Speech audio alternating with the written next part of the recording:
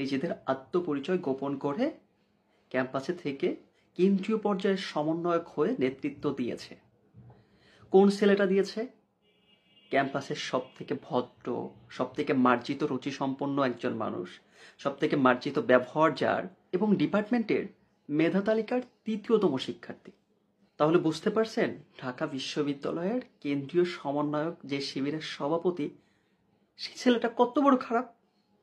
আমার দৃষ্টিকোণ থেকে যে ছেলেটা ৫ ওয়াক্ত নামাজ পড়ে, ভার্সিটির বিপরীত মনস্তাত্ত্বিকের মানুষরাও যাকে সম্মান করে, সেই মানুষটা যদি শিবির হয়েও থাকে, সেই মানুষটা যদি নিজের পরিচয় গোপন রেখে দেশের স্বার্থে নিজের জীবনকে বাজি রেখে কেন্দ্রীয় পর্যায়ে সমন্বয়ক হয়ে নেতৃত্ব দিয়েও থাকে, তাহলে সেটা আমাদের জন্য আশীর্বাদ, সেটা আমাদের জন্য খোদার রহমত। কে যেত নিজের জীবনকে বাজি রেখে এই বাঙালি জাতিকে ফ্যাসিস্ট মুক্ত করার আন্দোলনের নেতৃত্ব দিতে? আপনি যেতেন? আমরা আন্দোলনে যাওয়ার আগে 10 বার ভাবতাম, আমাদের বাড়ি থেকে আটকে রাখতো, আমরা যেতে পারতাম না। একটা ভিডিও বানাতে গেলে 100 বার চিন্তা করতে হতো, আমাকে যদি পুলিশে ধরে নিয়ে যায়, আমাকে যদি আয়না ঘরে বন্দি করা হয়, একটা কথা আমরা বলতে পারতাম না মুখ খুলে।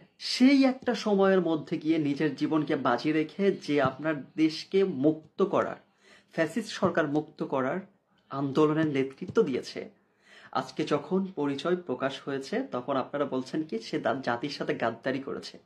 আসলে এই যে আমাদের কনসেপ্ট, এই কনসেপ্টটা মূলত ফ্যাসিস্টদের, এই কনসেপ্টটা মূলত ছাত্রলীগের, এই কনসেপ্টটা মূলত যুবলীগ, আওয়ামী লীগের।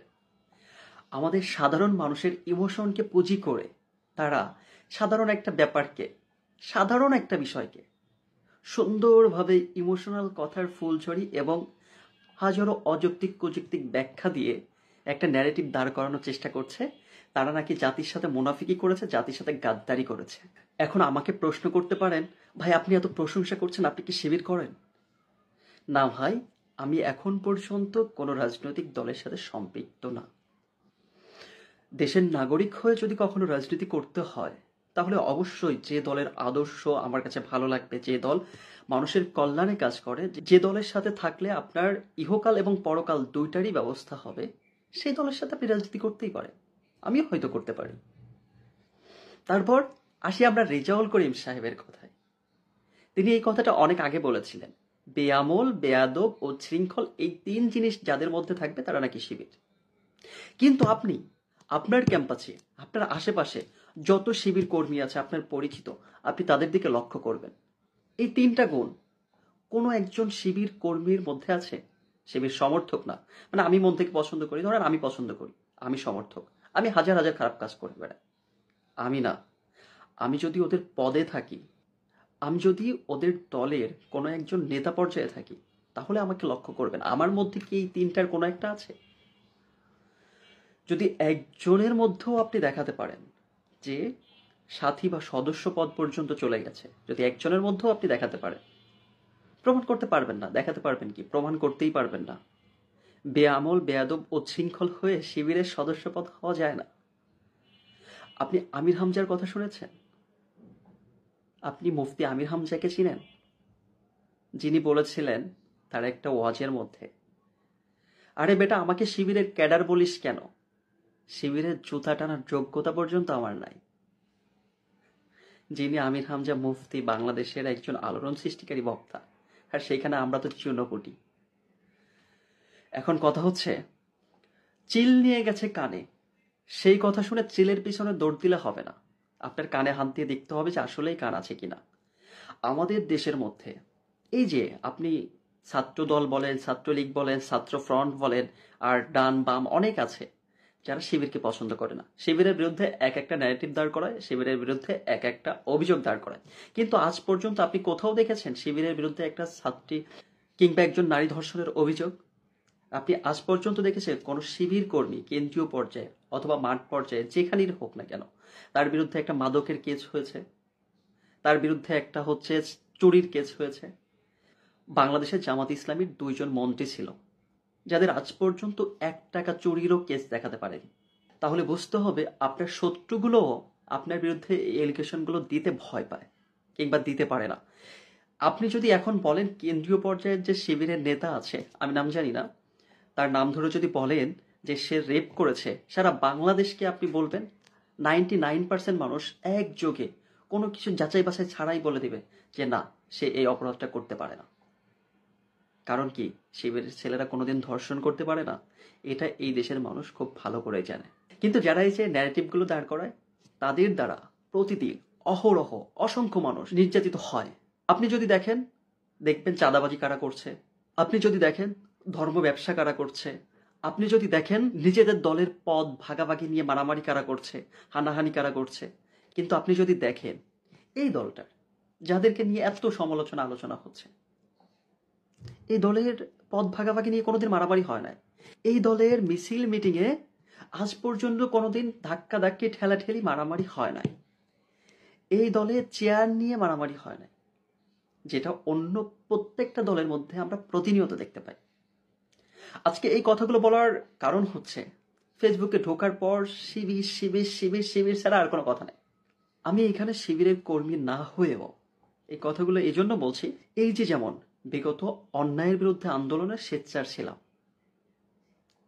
তখন কথা বলেছি অন্যায়ের বিরুদ্ধে, ফ্যাসিস্টের বিরুদ্ধে, জীবনের রিস্ক নিয়ে। এখন স্বাধীন দেশে কথা বলতে হবে। অনেকদিন ধরে ভিডিও বানাই না, আজকে বানাচ্ছি এজন্য, কারণ হচ্ছে একটা ন্যারেটিভ আমাদের মধ্যে ছড়িয়ে দেওয়ার চেষ্টা করা হচ্ছে। একটা দলকে যখন, একটা গোষ্ঠীকে যখন চারপাশের মানুষ ভয় পাচ্ছে, তাহলে তাদের ভয়ের কারণটা কি? আসলে এদেরকে কি মানুষ বেশি পছন্দ করে? এদেরকে কি মানুষ বেশি ভালোবাসতে চায়? এদেরকে ভয় কেন করব? ক্যাম্পাসে ছাত্র দল থাকলে সমস্যা নাই, ছাত্র ফ্রন্ট থাকলে সমস্যা নাই, ছাত্র লীগ থাকলে সমস্যা নাই, ছাত্র আন্দোলনের নেতারা থাকলে সমস্যা নাই, তো শিবির থাকলে সমস্যা? শিবির কি কারো ঘাড়ে উঠেছে? শিবির কি কারোর জায়গা দখল করতে যাচ্ছে?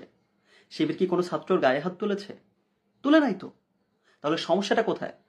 সমস্যা হচ্ছে যত মেধাবী স্টুডেন্ট আছে তারা শিবিরে চলে যাবে, যত ভদ্রঘরে শিক্ষিত ছেলেরা আছে তারা শিবিরে চলে যাবে, তাদের বাবা মা তাদেরকে সাপোর্ট করবে, কারণ এটা জীবন গড়ে দেওয়ার মতো একটা সংগঠন।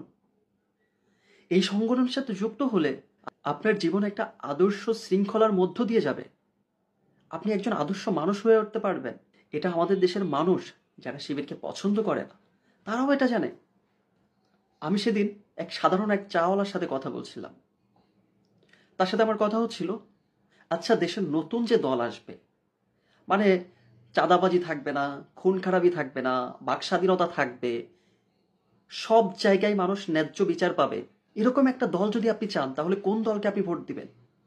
তখন সে আমাকে বলছে জামাত আসলে এরকম হবে।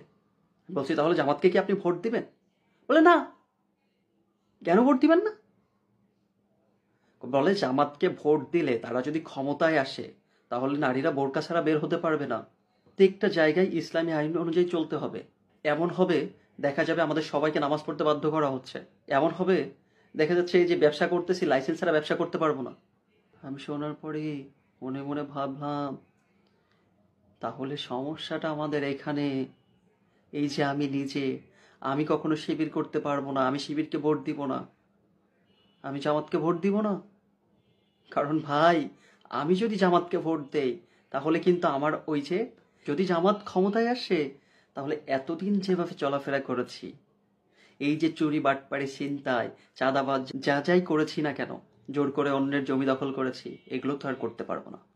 তাই আমি জামাতকে ভোট দিব না। এতটুকুই ছিল। আশা করি আমার এই ভিডিও দেখে অনেকেই আমাকে হয়তো শিবির ট্যাগ লাগাবেন, লাগালেও আমার কিচ্ছু যায় আসে না। যদি আপনারা আমি শিবির না হওয়ার পরেও যদি আমাকে শিবির ট্যাগ লাগান, আমি মনে করবো আসলে আমার ঠিক আছে, আমার মনস্তাত্ত্বিক ঠিক আছে, আমি হক কথা বলতে পেরেছি, আমি ন্যায়ের পক্ষে থাকতে পেরেছি, এবং আমি একজন আদর্শ মানুষ হয়ে গড়ে ওঠার দিকে হয়তো ধাবিত হচ্ছি। আমাকে বলতেই পারেন শিবির, অন্য যা কিছু বলতে পারেন, কিন্তু ভাই আফসোস লীগ বলবেন না, মনে রাখবেন কথাটা। আর গালি দেওয়ার আগে কিন্তু আমার পুরো ভিডিওটা দেখে নেবেন।